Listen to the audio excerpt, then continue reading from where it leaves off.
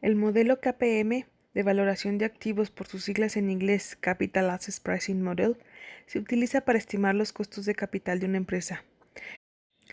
Considera que una empresa puede verse como un portafolio de proyectos. Primero analizaremos los elementos que componen este modelo, que son la tasa libre de riesgo y el premio al riesgo. La tasa libre de riesgo. ¿Pero de qué tipo de riesgo estamos hablando? Bueno, tanto del riesgo crédito como del riesgo de reinversión. El riesgo crédito es el riesgo de que éste no sea pagado, por lo que en este caso se refiere a una tasa fija que asegura que el rendimiento esperado al momento de realizar la inversión es igual al rendimiento recibido al término del periodo. Considera que la tasa de rendimiento de un instrumento de un día, el 1 de febrero, es diferente que la tasa del mismo instrumento un mes después, o 2 o un año después. La única manera de asegurar que reciba el rendimiento esperado es sin reinversión. Por ejemplo, si usted pone su dinero en instrumentos que reinvierten en 6 meses, el dinero que recibe al final del año puede no ser igual al rendimiento esperado. Por una parte, pasados los primeros 6 meses la tasa podría ser menor o quizá mayor a la de hoy. Y por otra parte, los 6 meses del monto de inversión aumentan al sumar el rendimiento obtenido en los 6 meses anteriores, es decir, capitalizan. Este tipo de instrumentos se conoce como cuponados, por lo que la tasa libre de riesgo suele ser una tasa cupón cero. Los activos que cumplen estas condiciones son los instrumentos gubernamentales, con tasas no cuponadas, debido a que el gobierno es el deudor más seguro, es decir, el que tiene menos probabilidad de no pagar. En México, la tasa libre de riesgo es una tasa CETES a un año. En Estados Unidos son los bonos del Tesoro. También debemos considerar el riesgo del inversionista. Si los ingresos anuales del proyecto, que no es otra cosa más que los rendimientos del proyecto, son iguales a lo que recibe por tener ese dinero ahorrado, que es el rendimiento a una tasa libre de riesgo, entonces el inversor elegirá dejarlo ahorrado porque el rendimiento del proyecto podría no ser el esperado. Quizá le vaya muy bien y genere más ventas de las estimadas, pero como le puede ir bien, le puede ir mal. Definimos entonces que el riesgo es como una volatilidad, y esto es la desviación de los datos con respecto a la media. El grado de aversión al riesgo de un inversionista promedio es medido por la diferencia entre el rendimiento promedio que generan otros proyectos del mercado y la inversión segura con una tasa libre de riesgo. Es lo que están exigiendo los inversionistas en el mercado de capitales, en promedio. Sin embargo, cada empresa, activo o proyecto tiene características propias que lo diferencian, es decir, son heterogéneos, por lo que la prima de riesgo considera la volatilidad del proyecto como una medida de sensibilidad del rendimiento del proyecto o del activo con respecto a movimientos en el mercado. Entonces, el KPM es el valor esperado del costo de capital considerando los movimientos del mercado. Como se muestra en la siguiente ecuación, es una relación lineal. R subíndice E es el rendimiento del capital propio a precios de mercado. E por las siglas en inglés equity, que es capital. Este RF es la tasa libre de riesgo. La beta es la sensibilidad del activo o empresa al riesgo. R subíndice M es el rendimiento del promedio de los activos del mercado. Bueno, si reescribimos esta ecuación eliminando los paréntesis y factorizando la tasa libre de riesgo, podemos estimar el parámetro beta con una regresión econométrica utilizando datos históricos de los rendimientos del activo y los rendimientos del mercado. Econométricamente, este sería el modelo KPM, donde el capital sería la variable independiente. Esta parte de aquí, todo junto, es la constante alfa.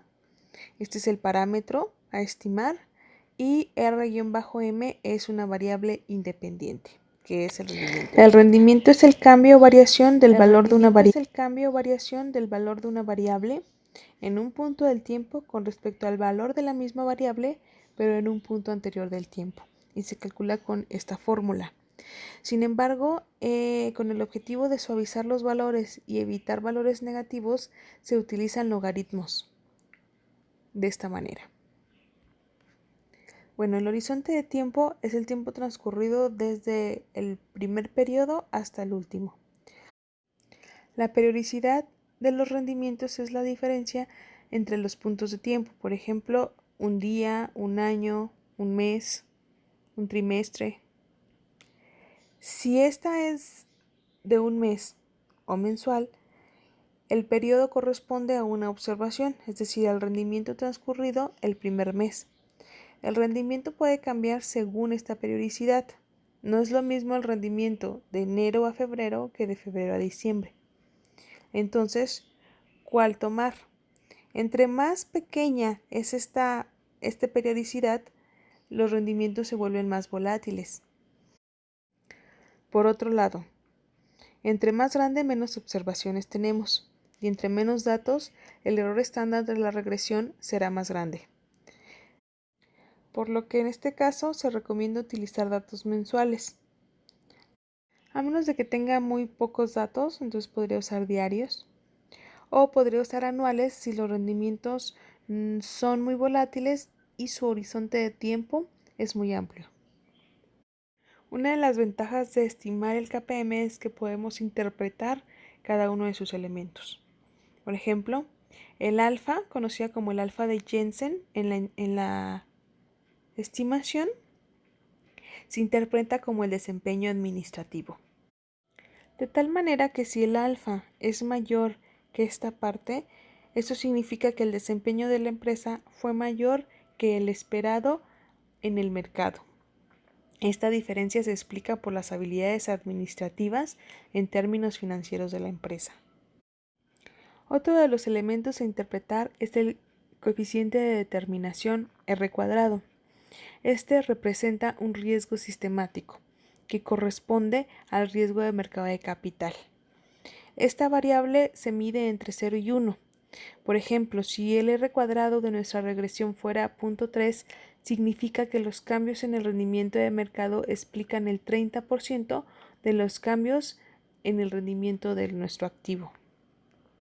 Cabe mencionar que es el riesgo sistemático y no sistemático. El riesgo de los rendimientos de una empresa o proyecto puede ser sistemático, en cuyo caso es posible eliminarlo a través de la diversificación. O no sistemático, que no está relacionado con el mercado y por lo tanto no se puede diversificar, aunque dependiendo del tipo podrían tomarse algunas medidas para mitigarlo. Entonces, dentro del sistemático tenemos el riesgo de mercado de capital, que es el que nosotros estamos analizando, el del mercado de divisas y el del mercado de deuda. Y dentro del no sistemático está el riesgo crédito, que ya sabemos que es el riesgo de no cumplir con el pago, el riesgo de liquidez, que es el riesgo de no tener suficiente efectivo para seguir operando, el riesgo operacional, que es el riesgo de parar operaciones por alguna falla de los recursos. De hecho, estos recursos incluso pueden ser recursos humanos. Por último, está el error estándar. El error estándar también es un parámetro generado en la regresión del modelo. Este indica el grado de error que pueden tomar los valores de los parámetros estimados, es decir, de alfa y de beta. Si el error fuera, por ejemplo, del punto 1 y la beta del punto 4, el valor mínimo que podría tomar beta sería de punto 3 y el valor máximo de punto 5, es decir, una diferencia de punto 1, tanto menor como mayor. Por lo que la beta podría estar entre punto 3 y punto 5. Podemos reducir este error aumentando las observaciones. Bueno, ahora se va a presentar un ejemplo del KPM, una aplicación para obtener el costo de capital de una empresa, en este caso Walmart. Se van a utilizar los rendimientos de las Yo les sugiero acciones utilizar Yahoo y el Finance. rendimiento del IPC. Ustedes pueden Este ejercicio que buscarlo parte de toda una directamente estimación en econométrica en Google. Excel y su Pónganle interpretación Yahoo la Finanzas presentará México el profesor Jorge Razo. y entonces les va a aparecer esta ventanita de Yahoo Finanzas y en el buscador les va a solicitar que incorporen ya sea una noticia, un símbolo y una empresa, ¿sale? Entonces, la clave de pizarra en este caso de Walmart es Walmex, ¿sale? De hecho, aquí me está diciendo qué empresa es, ¿sale? La clave de pizarra, la empresa que es, y me está diciendo del lado derecho en qué mercado cotiza, ¿no? Que en este caso es equity en la Bolsa Mexicana de Valores, ¿no? ¿Sale? Entonces, cuando yo presione que sí, me va a mandar a esta ventanita de nueva cuenta. Me está diciendo aquí cuál es la última cotización de Walmart al día de hoy, ¿sale? Que de hecho le fue bastante bien, incrementó un 2.39% o se aumentó un peso con 28 centavos, ¿no? Suponiendo que o bueno, más bien considerando que el precio de cierre del día de ayer fue de 53.47, ¿sale? Entonces, lo que vamos a hacer por el momento es, debajo de la cotización tenemos diferentes menús o diferentes opciones. Vamos a la parte donde dice datos históricos, ¿sale? Ahí en la parte de datos históricos me van a aparecer las cotizaciones. De hecho, me van a aparecer aquí algunas columnas. Me está diciendo que la primera columna es fecha, la segunda columna es apertura, el valor de cotización más alto, el valor de cotización más bajo y el valor o el precio de cierre, ¿sí? Y de hecho estas series las puedo descargar considerando diferentes características. Entonces, lo que voy a hacer aquí en donde dice periodo de tiempo, ¿sí? Voy a pedirle que me tome como fecha de inicio 5 años atrás, ¿sale? Acuérdense que hay que considerar tener la mayor cantidad de datos a fin de reducir el error estándar de los parámetros en la regresión, en este caso por lo menos de beta, ¿sí? Precios históricos lo voy a dejar igual. Aquí hay una parte que me dice frecuencia, ¿sí? Y me dice a diario, ¿sí? El problema de nueva cuenta, y reitero con la explicación que di hace un momento, es que si yo los descargo de manera diaria, el cálculo de los rendimientos serían rendimientos diarios. Sí, mi muestra crecería en datos. Sin embargo, también crecería el ruido y también crecería la posible aparición de valores extremos. Entonces, lo que voy a hacer es voy a limpiar un poquito el ruido a partir de que la frecuencia de los datos sea mensual, ¿sí? Y una vez que ya elegí las características de mis series, le voy a dar aquí a aplicar, ¿sí? Como pueden ver anteriormente, la fecha venía dada en días, ahora viene dada el primer día de cada mes, ¿sí? Posteriormente le voy a pedir aquí que me descargue los datos, ¿sí? Ok, entonces esto es Walmart. Me voy a quedar única y exclusivamente con los precios de cierre, los demás las voy a eliminar.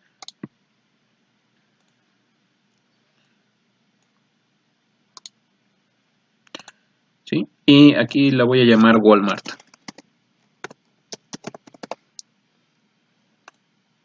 ¿Sí? Voy a requerir también el índice de mercado. En este caso voy a regresar a Yahoo Finance y voy a buscar el IPC. ¿Sale? Aparece con esta clave de pizarra que es gorrito MXX. Y aquí me dice index, ¿no? Anteriormente Walmart aquí dice equity, que es un activo de capital. Los índices aparecen como index y es el índice de México, ¿sí? Ok, entonces va a ser una ventana muy similar, de nueva cuenta. Voy a pedirle las mismas características, ¿sí? Es decir, que el periodo de tiempo sea de 5 años y que la frecuencia sea mensual. Le voy a dar a aplicar, ¿sale? No se les olvide presionar el botón de aplicar, ¿sale? ¿Cómo pueden darse cuenta que ya lo hizo? Bueno, reitero, la primera columna de fecha debería estar marcada el primero de cada mes, ¿sí? Le voy a pedir que descargue los datos.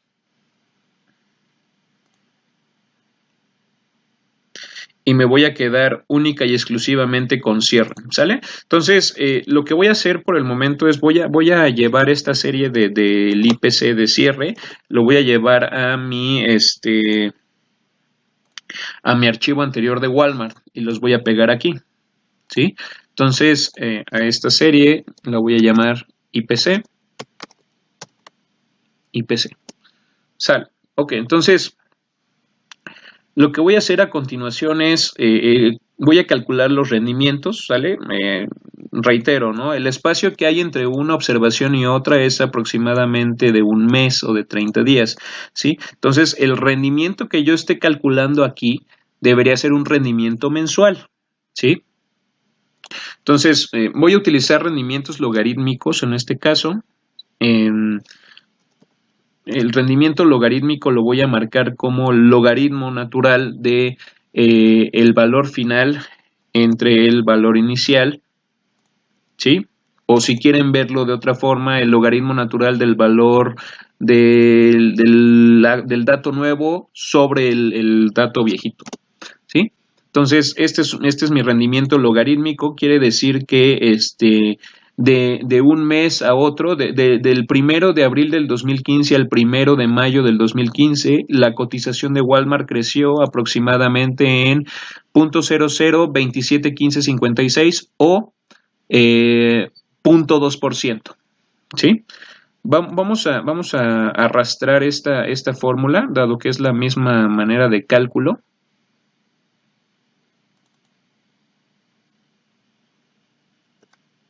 Ok, denme un segundo. Algo hice mal.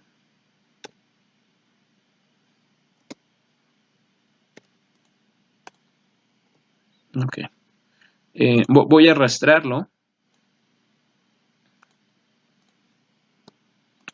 No sé por qué está pasando, pero bueno.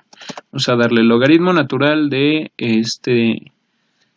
del valor nuevo del IPC sobre el valor anterior. ¿Sí? Ok, creo que aquí tenía un error. Estos deben ser de Walmart, ¿no?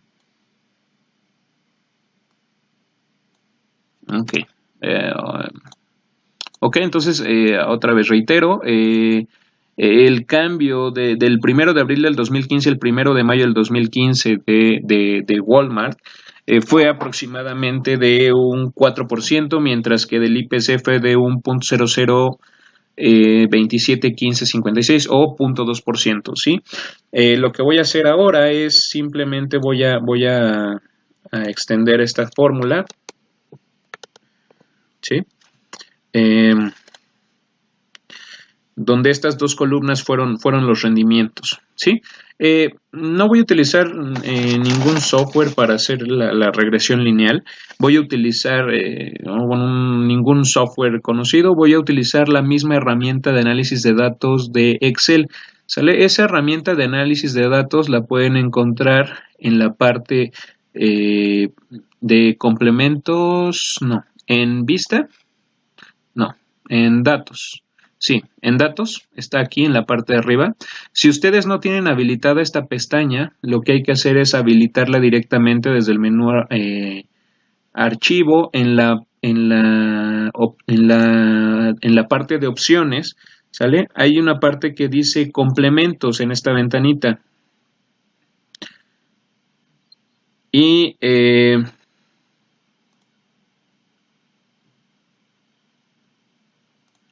complementos, y en la parte de abajo dice administrar, dice complementos de Excel, presionan en el botón ir y aquí seleccionan este cuadrito, lo chequean o lo palomean para que aparezca esta herramienta de análisis de datos y le dan a aceptar, ¿sale? Y inmediatamente debe aparecer en la pestaña de datos, ¿sí? Ahora,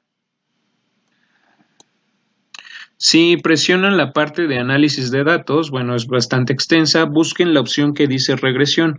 Esta opción de regresión, cuando yo lo abra, me va a generar una ventanita como este tipo, me va a pedir los datos, en este caso el rango Y de entrada deberían ser los rendimientos del activo, que debería ser lo que tengo en la columna D, mientras que el rango X de entrada debería ser lo que tengo en la columna E.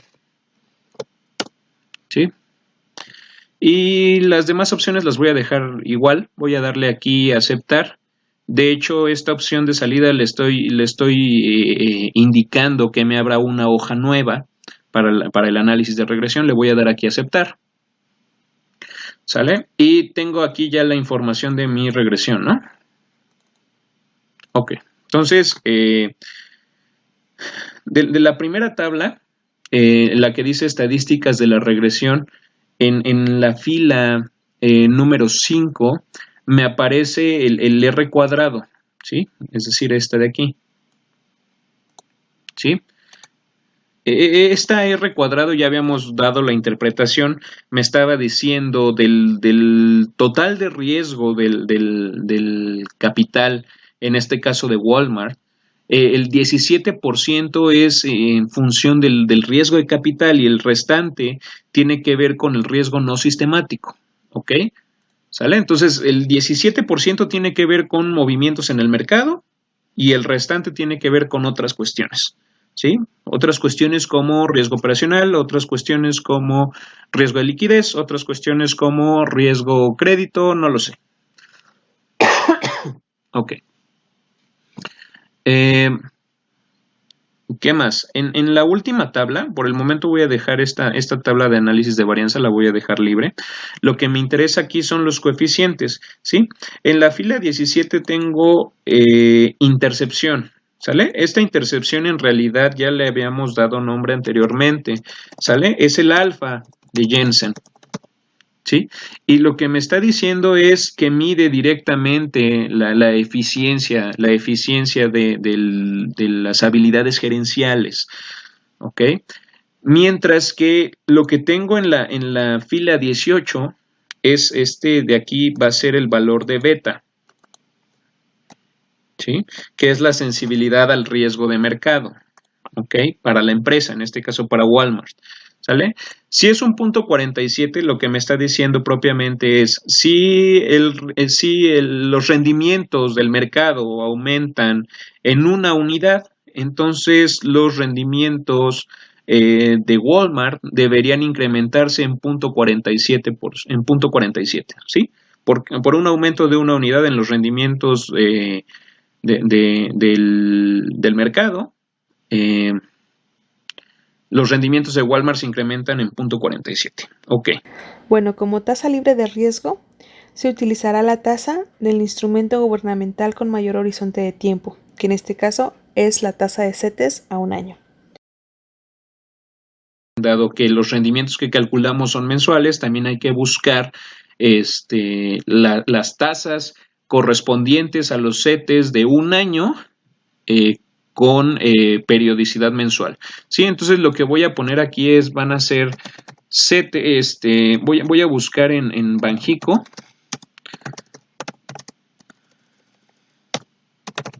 el valor de CETES promedio mensual.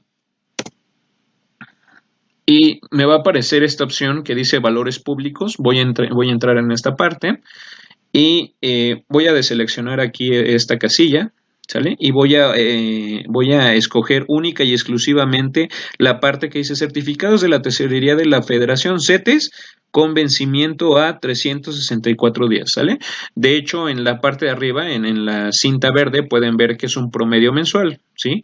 El promedio mensual en diciembre del 2019 fue de aproximadamente 7.18, ¿no?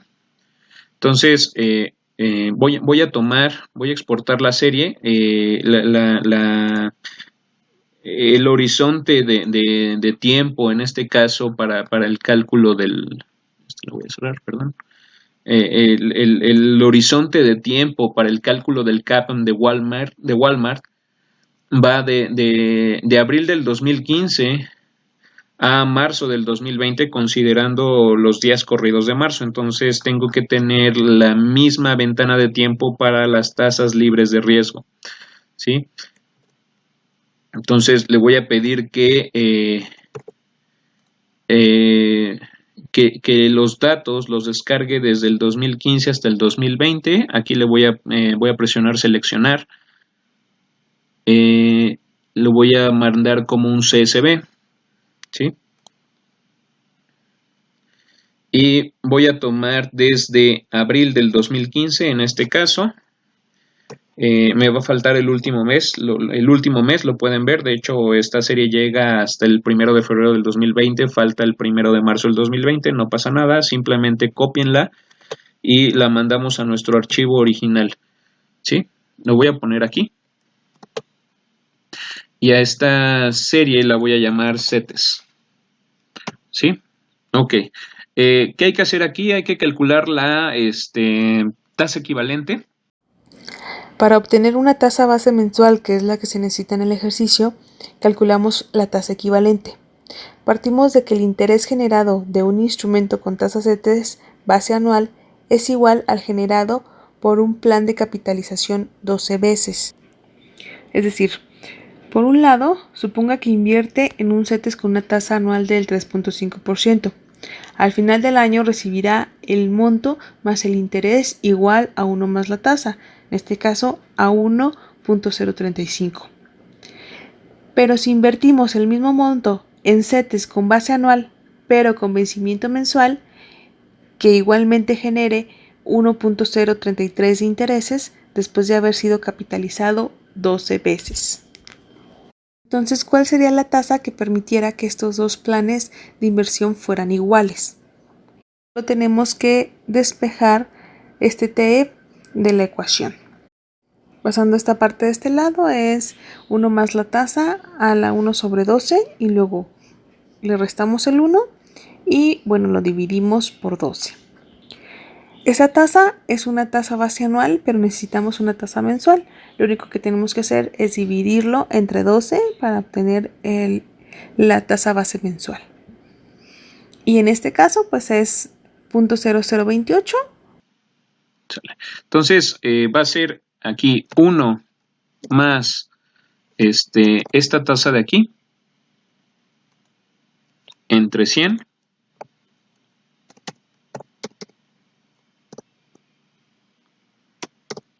¿sí? Todo eso va elevado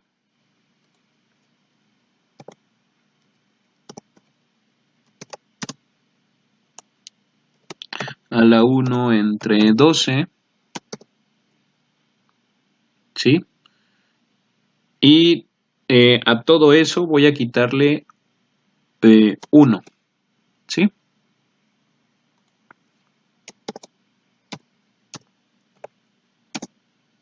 ¿Sale? Entonces, este de aquí la voy a llamar tasa equivalente con base mensual CETE, ¿ok? O tasa libre de riesgo en este caso, ¿sí? Lo que voy a hacer es, voy a mandarla hasta abajo, ¿sale? Y al final voy a calcular un promedio, ¿sí? Este promedio de aquí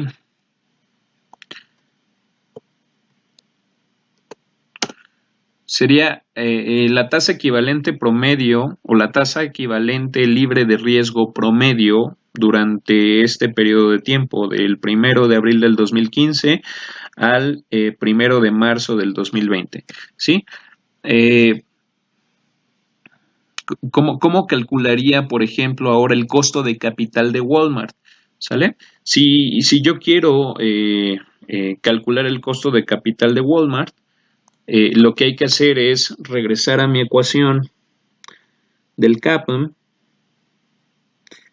por lo menos desde el punto de vista de la regresión, ¿sale? Que es esta parte de aquí, ¿sale? Este de aquí ya lo tengo, fue el que estimé. Esta beta de aquí también ya la tengo, fue la que estimé. Lo que necesito ahora es el rendimiento del mercado, ¿sale? Este rendimiento del mercado debería ser un promedio también, ¿sale? Entonces voy a la parte del Excel, otra vez, y voy a calcular el de aquí le voy a llamar TMB promedio. Ahora voy a calcular el promedio del rendimiento de mercado, ¿sí? El promedio de todos estos de aquí. ¿Sale? Ok. Entonces, ya tengo todo. Voy a traer la beta y voy a traer la alfa. En este caso, la beta está en la hoja de la regresión. Es igual a 0.4723. Y alfa es igual a la parte que tengo aquí en la fila 17. ¿Sale? Ok. ¿Sale? Entonces, a partir de estos datos ya estoy en posibilidad de calcular el costo de capital promedio para Walmart. ¿Sale? Entonces, el costo de capital promedio mediante el CAPM me está diciendo que va a ser simplemente el valor que yo tengo en alfa, ¿sí? Siguiendo con esta parte de aquí, siguiendo con esta expresión, ¿sí? Va a ser igual a alfa más beta por el rendimiento promedio del mercado, ¿sí?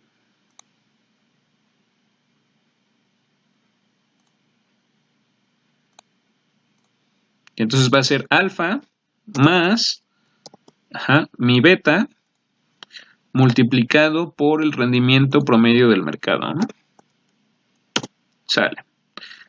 Este es el costo de capital estimado a través del CAPM para Walmart. Acuérdense que esto es un valor mensual.